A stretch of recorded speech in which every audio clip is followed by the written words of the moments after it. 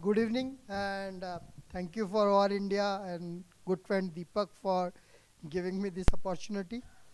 As I think our esteemed MC said that I am from the field of semiconductor electronics.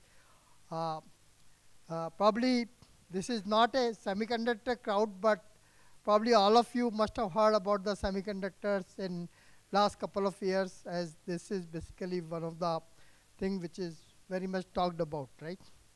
So I just want to start. Uh, do you know who first gave the idea of the semiconductor to the world? Anybody? Basically, scientists, old-time PhD holders, and anywhere you have read, who has given the first time idea in early 90s, 1900s, to the world, the idea of semiconductor? Faraday? Oh, anybody else?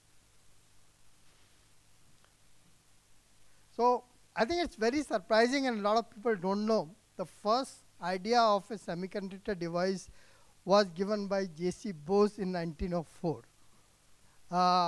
Never recognized for it because he put that idea as in the form of radio detector, not as a semiconductor device. But later on, the person who got the Nobel Prize for Semiconductor Device acknowledged that J.C. Bose's radio detector was actually a semiconductor device. So just wanted to share. So whatever basically different technology, cloud, data, everything which has been talked about before me, none of that would have been possible without the very fast progress in the semiconductors over last 40 years, right? I think this is the one technology probably which grew more than 100,000 times in different aspects over 30 years. We are all talking about AI today, right? The current form of the AI would not be possible without the advancements in the semiconductors. To give an example, today we are talking about a couple of trillion parameters, basically GPT models being trained, LLM models being trained, right? And neural network which have millions of the node. When I was doing my PhD in 1990, I spent 2 years working on the AI and neural network. At that time, to simulate a 500 node neural network, we needed a small supercomputer. Today, I can do a million node basically neural network on my mobile phone. I think this unprecedented basically advancement in the semiconductor made the whole AI revolution happen, because when I was talking to my son 30 years later who was doing the PhD in AI, the algorithms are very much similar. They are not basically like a back propagation, which is the core of all the AI algorithms. It's still the same. But now we can simulate million times bigger models, which make it a reality rather than a toy. So semiconductor is probably behind everything which we do today, whether in the technology or in day-to-day life. And I think recognizing this, India government has put a lot of efforts in putting forward policies for the semiconductor in last couple of years. I'm going to talk a little bit about the landscape. And so if you look at India, this is a picture from 1990 where we have to wait for hours to make a 3-minute call in front of the PCO, right? From there, we have come to the stage where basically we have put a rocket on the south pole of the moon in 2023. Now, not just this, India as a country is on a move to become a developed country very fast. And in the technology space, the backbone of programs like Make in India, Digital India, Startup India, and that gave rise to a digital public infrastructure, which is basically probably one of the best tool for serving the population in the world. Things like Aadhaar, things like UPI, ONDC, Vande Bharat, Pashini. All of these things represent different facets of the technology, but they are making huge impact at the population scale. And because of these things, today we are the fifth economy. We are the first in the digital payments across the world. Today, India does almost 3 times more payment than US and China combined digital payment. We are first in the data consumed, and probably all of you know that our data rates are probably the lowest in any of the major economy.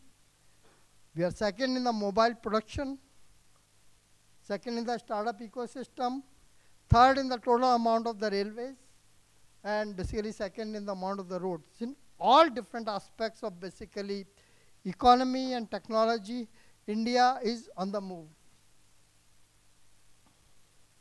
Now coming to electronics and semiconductors, I don't think there is any field of human life which is not driven by some device which is other electronics, which ultimately gets driven by semiconductor.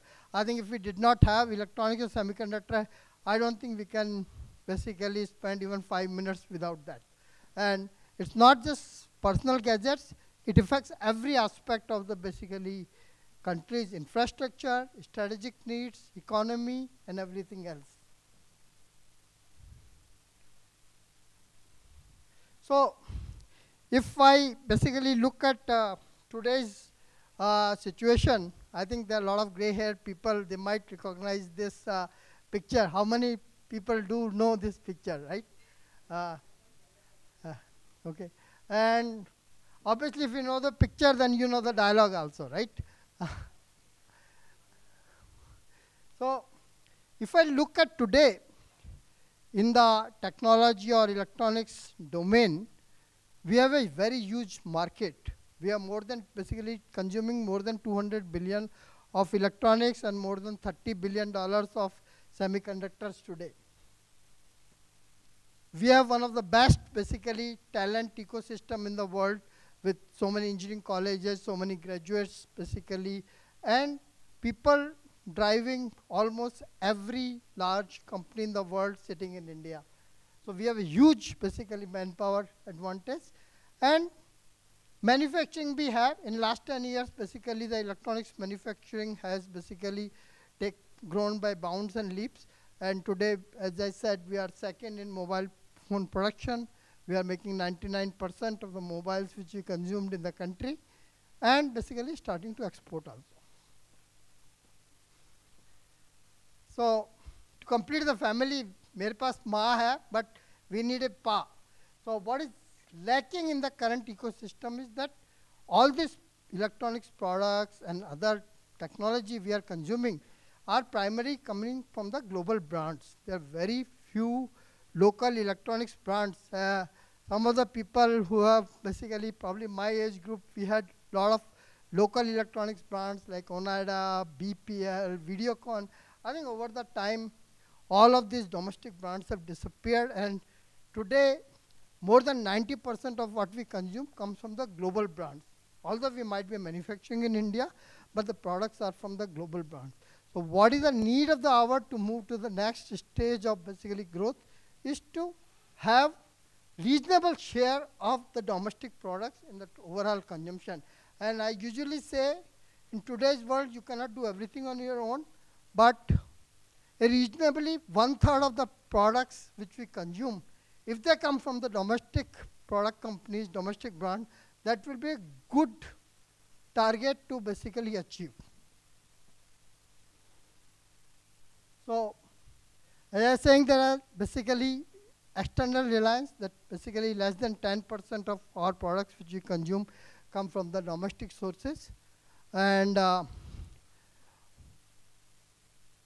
30% are properly imported, and even the global brands, about 70% are manufactured in India. And this has basically multiple implications when we don't have our own products, where the IP is ours, the design is ours, right? It has a component market implication, because if we don't decide on the design of the product, we don't decide what components to use, where to buy it from. Obviously, it has economic implications, because when you manufacture a product, you basically add about 6 to 8% of the value addition. When you have your own products, you add 30 to 40% of the value addition. Security, obviously, what goes inside the product, the product company decides. And by default, self-reliance if we don't have our own products. Right? So if we take electronics semiconductor, we consume about $200 billion of electronics today and about $25 billion of semiconductors today. And less than 10% of them are basically domestic brands, domestic products, right? And in semiconductor, it's probably less than 1%, where we have the chips are coming from the domestic people. Not just manufacturing, domestic product, which I mean to say. If I take basically to 2030, we will be consuming more than $500 billion of electronics.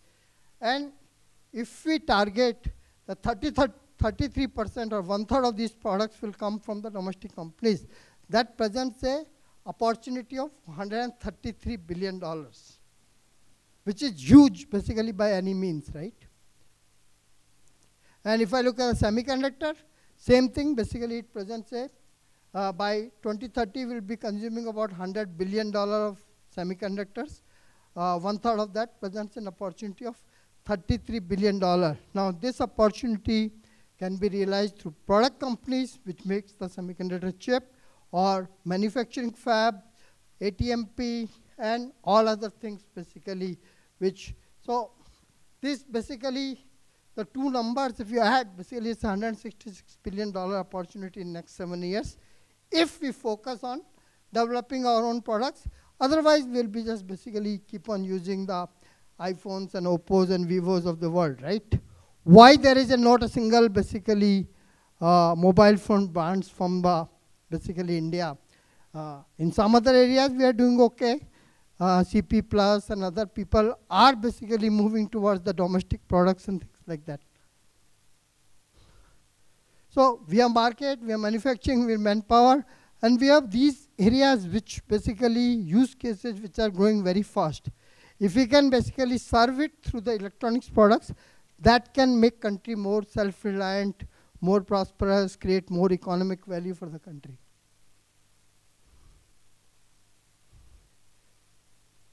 So this is kind of a broad vision which basically I think can serve the country in a very broad way. The products are the one which basically drive any economy, both in electronics and semiconductor domain. That has to be supported with the manufacturing. I think we have done very good in electronics manufacturing over last 10 years. I think we are starting to do good on semiconductor manufacturing also.